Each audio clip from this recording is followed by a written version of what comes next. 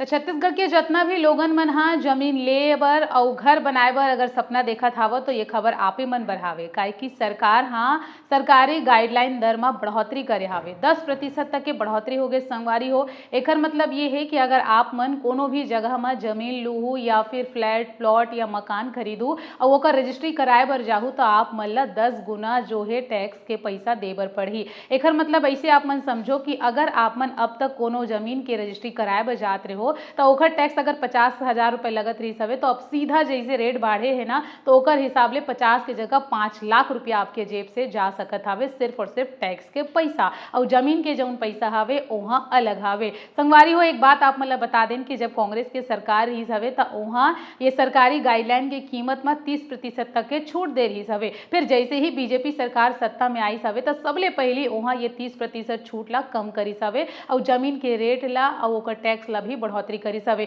और अब सबले हैरानी की बात यह हवे कि अब सीधा 10 गुना तक जो है टैक्स के बढ़ोतरी करे गए हवे जेकर कारण पूरा व्यापारी मन काफी ज्यादा नाराज चलत हवे। 20 नवंबर 2025 ले ये नियम लागू हो चुके हवे। अगर आप मन अब चाहू रजिस्ट्री कराए बर तो आप मन ला 2 गुना 3 गुना पैसा भरे बर पड़ सकत हवे। तो संगवारी हो ये खबर से ज्यादा लोगन मन ला आप मन शेयर करो। एक और बात आप मन ला बता देथन कि आउटर के जमीन भी अब जो सस्ता में मिलत रही सब अब वो जमीन भी जो है आप मन ला महंगा में मिलही।